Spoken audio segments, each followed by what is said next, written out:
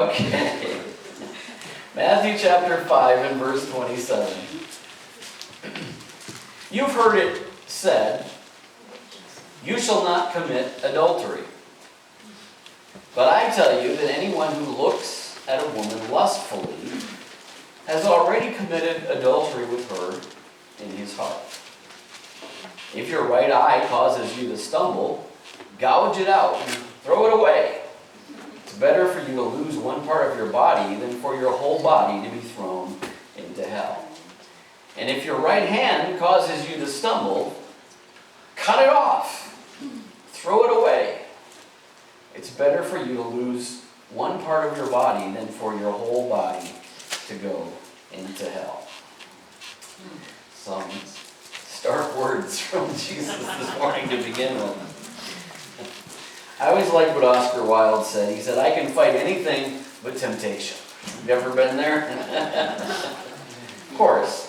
We all find ourselves confronted by desires of all different kinds. And those good desires can lead us down wrong pathways. Desires that get out of control or are misplaced will lead to what we call lusts. And we can have lusts of various sorts. You can see a nice T-bone steak and lust after it.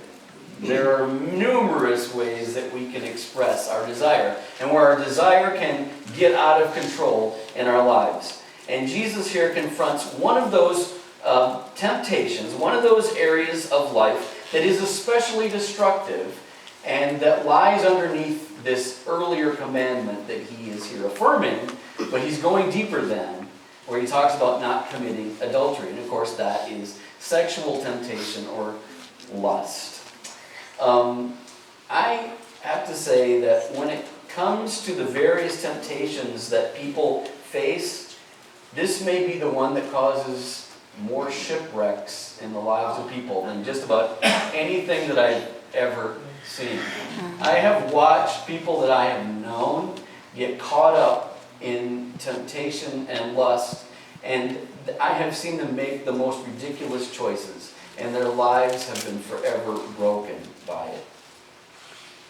A couple years back, I heard that someone who had been a college president that I respected, he was a young man who had been a college president of the school I went to in Minnesota, and he was a young, charismatic leader, and when he was at that school, I mean, I can still remember some of the ways he projected vision to us. He always talked about, "We are a college of destiny." You know, he went on and on about this thing. And of course, this is back kind of in the Star Wars era. Destiny was a big thing. "We are a college of destiny. We are people of destiny." And he had the ability to project vision and to be a visionary, charismatic leader, unlike very few people that I've known in my life. He was used greatly by God as an evangelist and as a pastor, as a Christian leader. And after he completed his service at the college, he went on to take the reins of a church as a senior pastor. And it was a big church at the time. It was a prestigious church at the time. It was one of the mega churches and probably the richest of the mega churches because it was in Edina, Minnesota. In Minneapolis, if you know those suburbs, this is an area where there's a lot of money. Well, this particular pastor saw that church just explode. And and I'm talking about in growth. And a little bit later, they start talking about, "Oh, we need to build a bigger facility." And they did. They built a huge, huge facility. It seemed like everything was going wonderfully. I knew several of the people who were on staff at that church. Quite a number of them, actually. And there were some things that were going on that just didn't seem quite right. Things were growing. Things seemed to be prospering by for everything we could see. It seemed like things were moving in the right direction. And then the associate pastor heard a rumor and followed up on a rumor and found out then that senior pastor had been involved in a relationship for a good period of time, was committing adultery without any doubt.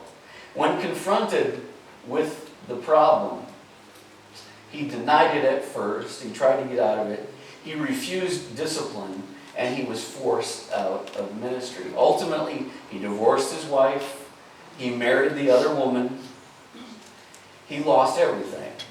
He lost his position, a very well-paid pastorate, probably one of the best paid in the whole country. He left it all behind. A broken marriage, a broken family, a broken ministry, a church that was left in ruins and all kinds of debt, having just built this huge facility. Just an incredible mess. What could cause someone to do something so stupid? Something that would cause such devastation.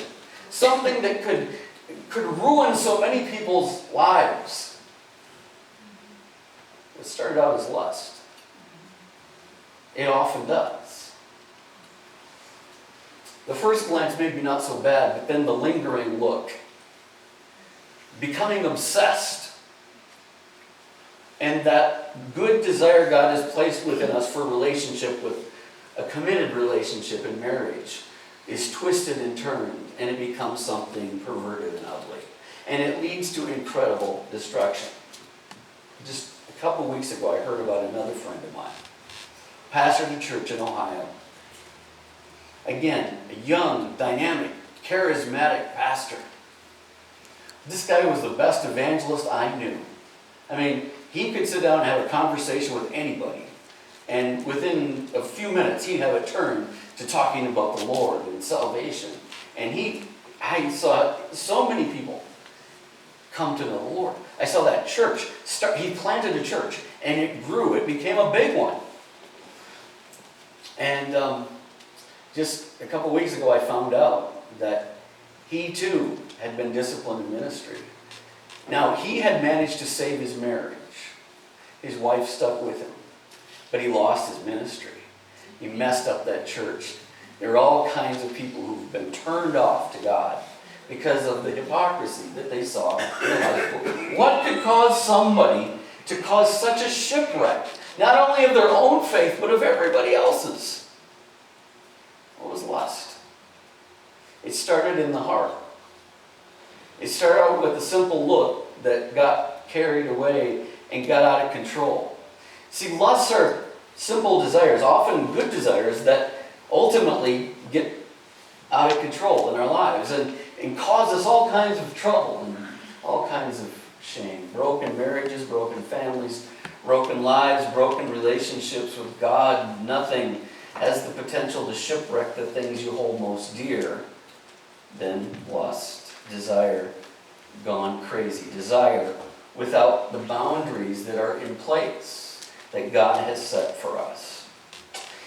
The Pharisees in the original and the Jewish interpretation of the day was very concerned with the fact that we don't commit adultery, and rightfully so. This is one of the 10 Commandments. Do you remember Jesus said at the beginning, I didn't come to abolish the law, I came to bring fulfillment to the law. So he's not trying to say that there's anything wrong with Moses and the 10 Commandments or the morality that's talked about there.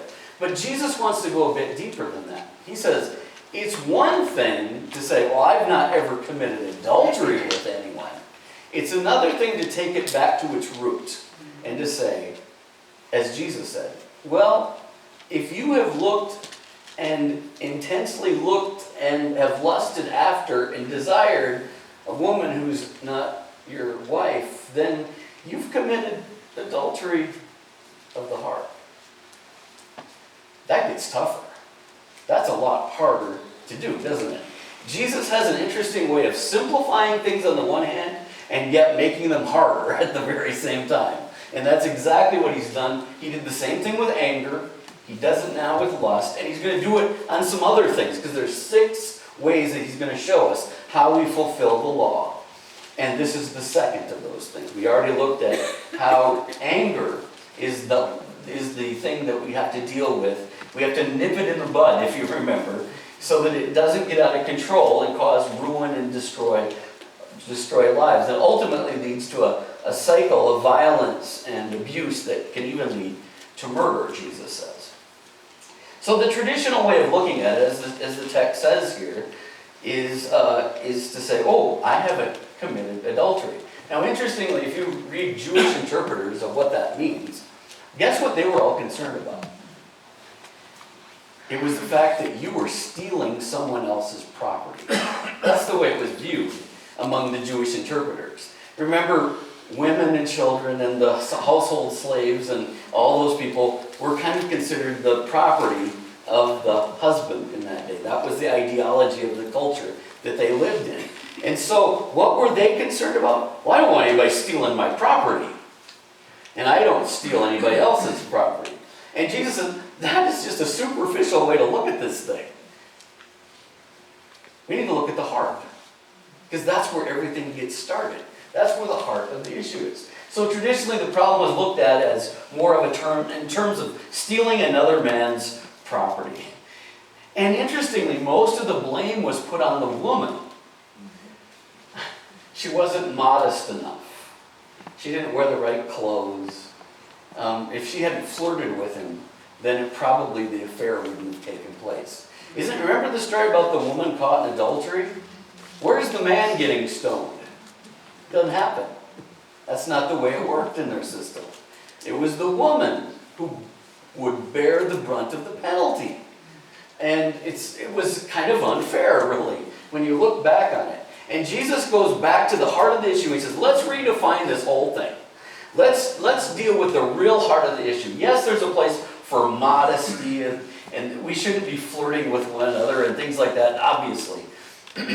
But at the heart of the issue, it's the lust of the heart. It's the lust of the heart. So Jesus says we have to go beyond just the traditional way of looking at it and deal with the real issue. So that's what he gets at here. He says, you have heard it said, do not commit adultery. Fine and good. I'm not going to take away from that. I'm not going to abolish that. But let's go deeper with it, he seems to say. And then he goes on to explain the vicious cycle. But I say to you. And what does Jesus say here? It's a tough teaching, and we're going to have to figure out what he means by this. But let's see, chapter 5 and beginning in verse 28. But I tell you that anyone who looks at a woman lustfully has already committed adultery with her in his heart. Lust here. The wording here describes looking at a woman with the purpose of desiring her sexually. Interesting, it's kind of desiring to desire someone. She's becoming an object of your desire, okay? You're objectifying a person, and you are desiring after that person. So you've gone beyond just, she's a pretty lady, to now you begin to really desire after that person.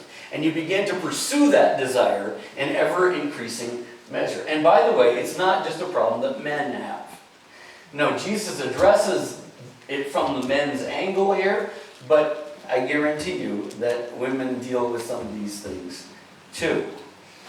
So to desire, to leer after, to obsess over, to be consumed with the fantasy of desiring a relationship with that person, all of that ultimately, it's that vicious cycle that begins with just a look. It's the eye where it gets started. But the heart says, I don't want to stop there. I'm going to indulge this a little bit further. I'm going to really desire after that person. I'm going to think on it more and more, and ultimately it gets out of control. It gets completely out of control. So, now it's not noticing beauty. It's not legitimate attraction to the opposite sex. I mean, if it weren't for that, none of us would probably ever get married, right? There's a place that at the heart of all these things, there's a good desire.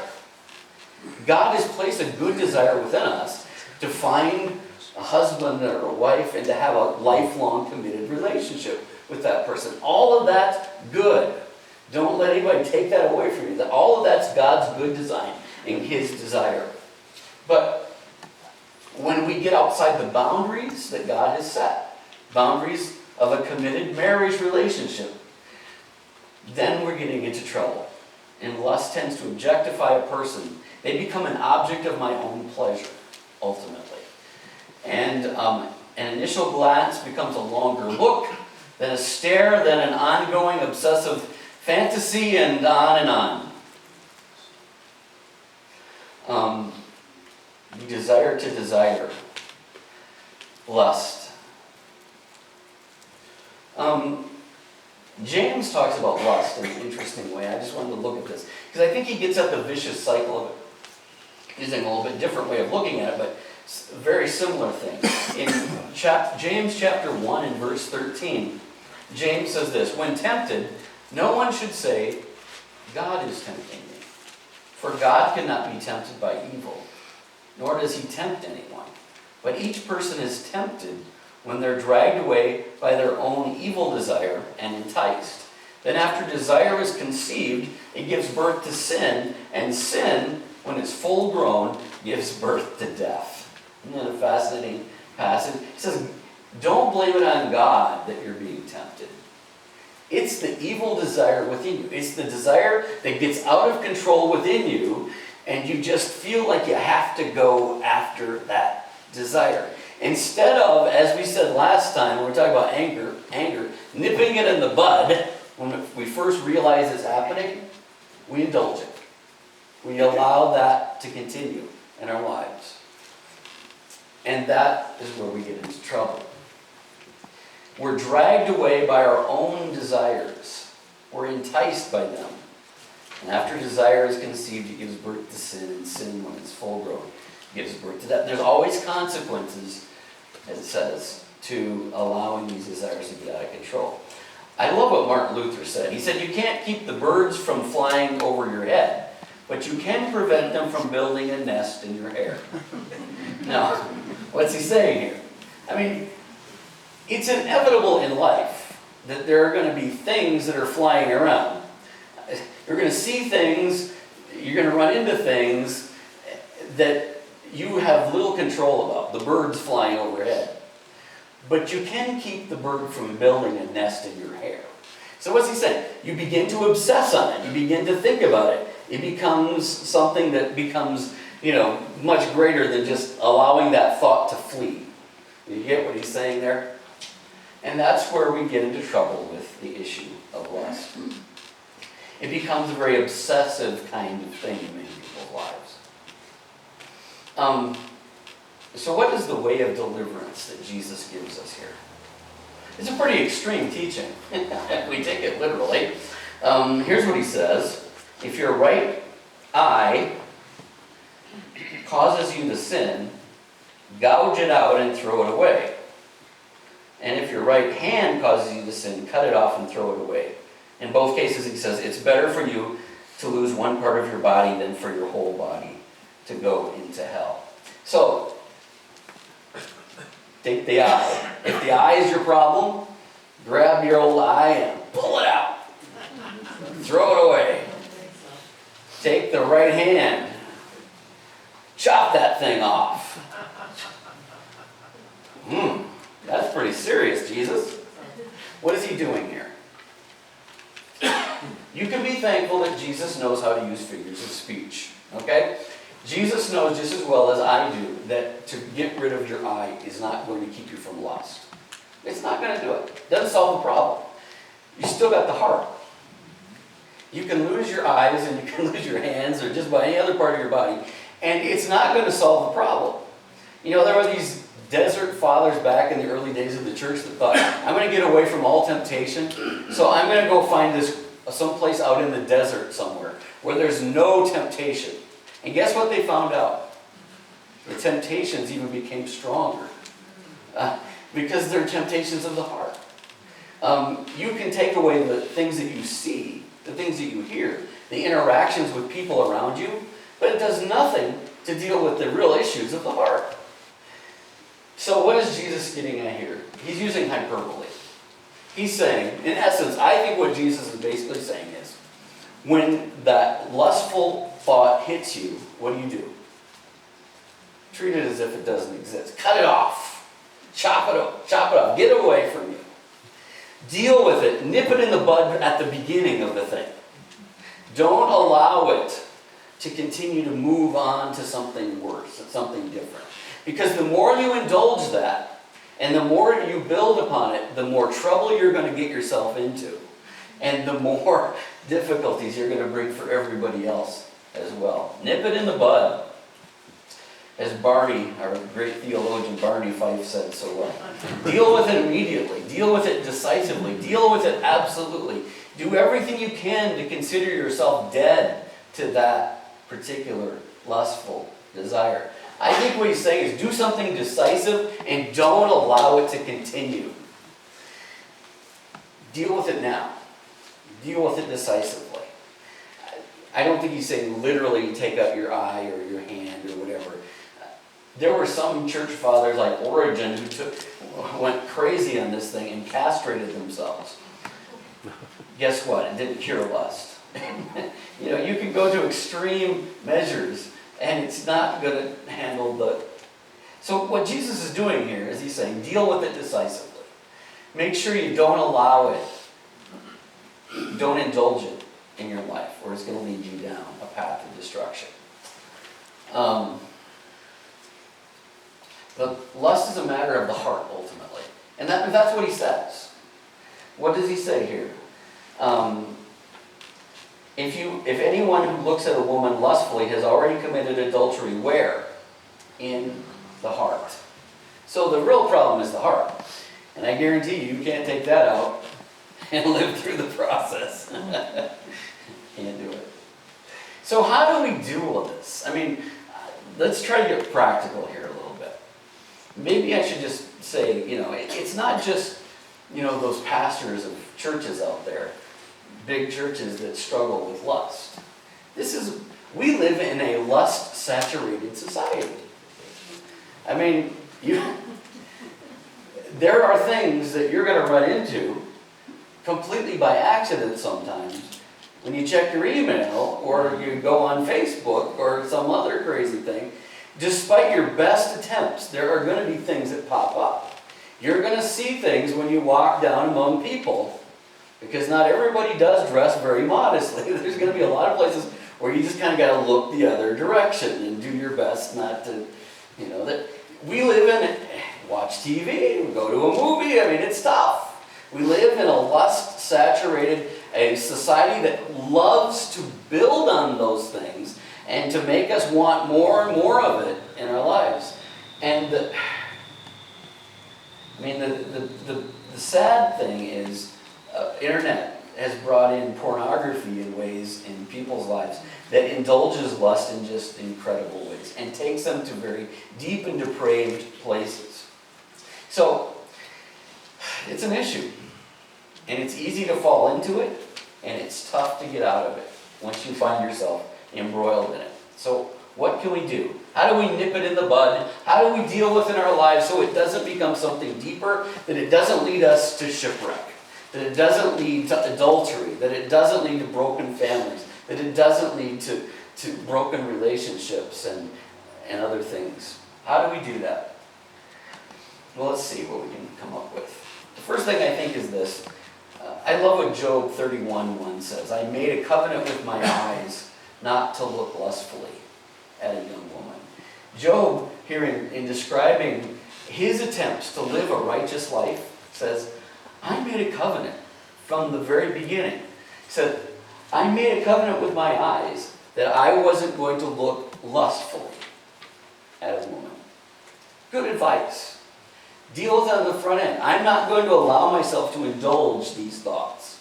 I'm not going to allow myself to allow these things to take control. Make a covenant. I know somebody who put Psalm 101:3 on their computer monitor. And I thought that was pretty good. I will set no wicked or worthless or vain thing before my eyes. There was a good reason they put that verse there, because there's a lot of vain, worthless, base things that you can look at on the internet. He said, that's my reminder. That's the reminder I need to be careful what I allow in. David is our negative example of how to deal with lust. Remember the story? You can read about it in 2 Samuel. I'll just read you a little bit of it. One evening, David got up from his bed and walked around on the roof of the palace. So far, so good. From the roof, he saw a woman bathing. Well, first glance, okay, what can he do about that? But the woman was very beautiful. He looked a little longer, and he was attracted to look just a little bit deeper into this thing. And then David sent someone to find out about her. Taken a little bit further, and the man said, she's Bathsheba, the daughter of Eliam and the wife of Uriah the Hittite. And then David sent messengers to get her. It's obvious that something is building within him here, right? That slight glance of seeing someone who was bathing in the distance now has become something that he's obsessed with. And he's going to go to everything he can do to get a hold of that person, because he wants to pursue her. He desires to pursue her. And he knows it's not right, but he does it anyway. He's consumed by the desire. So he sends the messengers to get her. She comes to him, and he slept with her. And then she went back home. And then, of course, you follow the rest of the story, and things get worse and worse.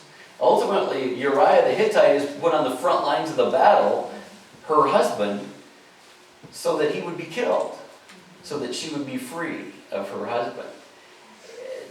Lust will take you some pretty strange places. David is our example of someone who didn't handle it well. Now, the good part is ultimately, David recognizes that he was wrong. He was confronted by Nathan the prophet. You are the man. And David ultimately confesses it. And we get the beautiful confession in Psalm 51.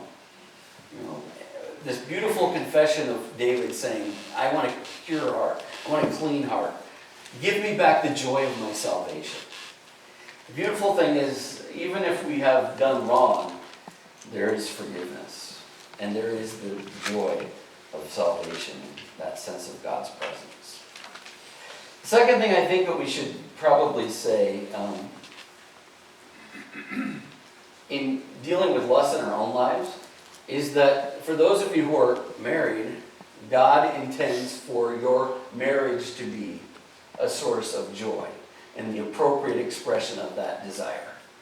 God intends for your marriage to be a place where you find great joy. Proverbs, it's a little graphic, I know, but it says it so well. Drink water from your own cistern, running water from your own well.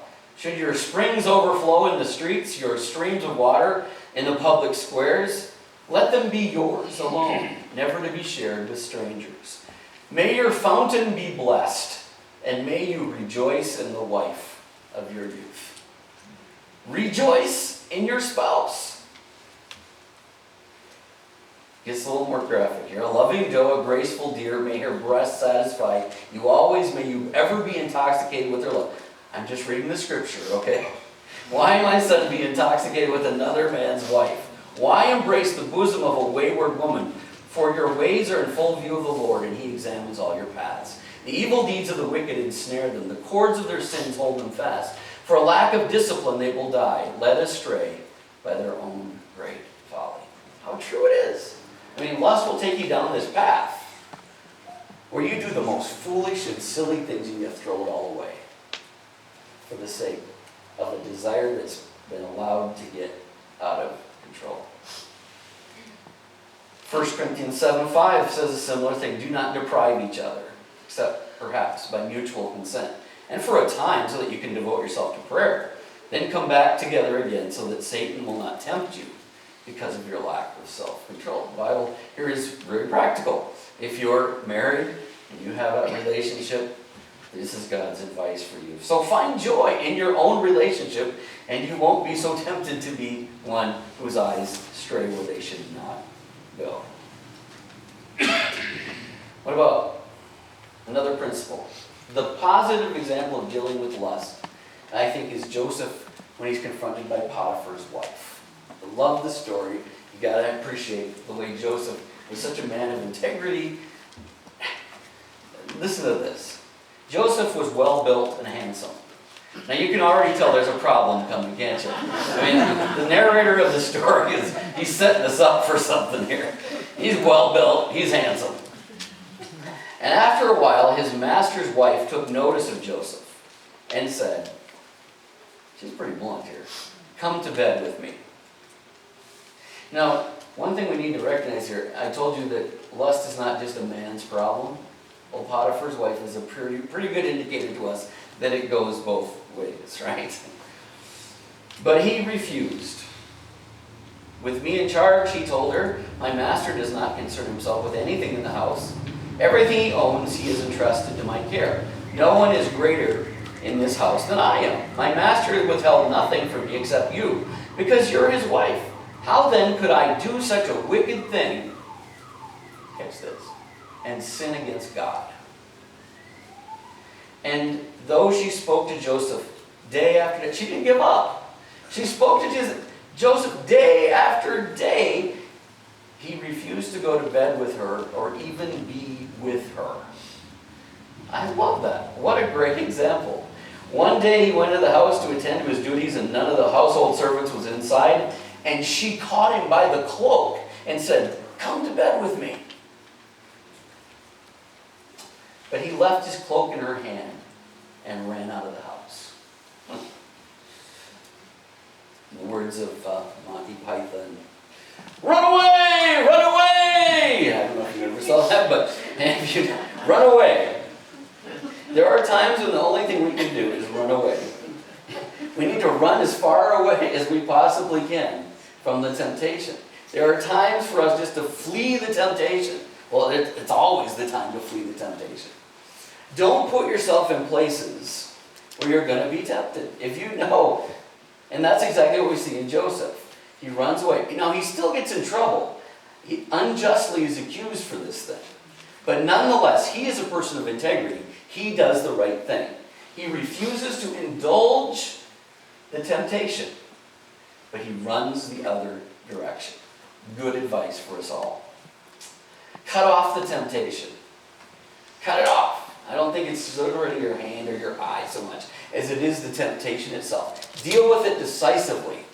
Paul often talked about counting ourselves dead to sin. Counting the members of our body as dead to sin, but alive to God. Allowing the Spirit of God to control us as we surrender our bodies to Him. In Romans 6, he says it this way: "In the same way, count yourselves dead to sin, but alive to God in Christ Jesus. Therefore, do not let sin reign in your," where? Body, your mortal body, "so that you obey its evil desires. Do not offer any part of yourself to sin as an instrument of wickedness, but rather offer yourself to God as those who have been brought from death to life, and offer every part of yourself to Him as an instrument of righteousness. For sin shall not longer be your master, for you are not under the law, but under grace." Consider yourself dead to that sin, to that desire. You have to remember, I have been bought with a price. Jesus died on the cross so that I could be set free from this thing. And He gives us the grace that we need to resist and to go the other direction and to run away when we need to run away. So ask God for His strength. If you fall, for His forgiveness.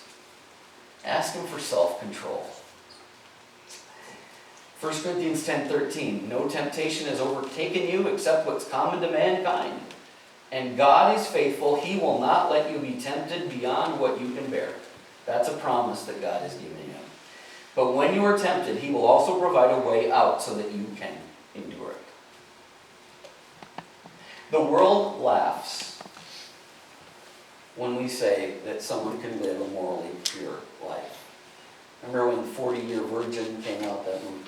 I never seen the movie, but I remember seeing a talk show talking about what a ridiculous idea that was.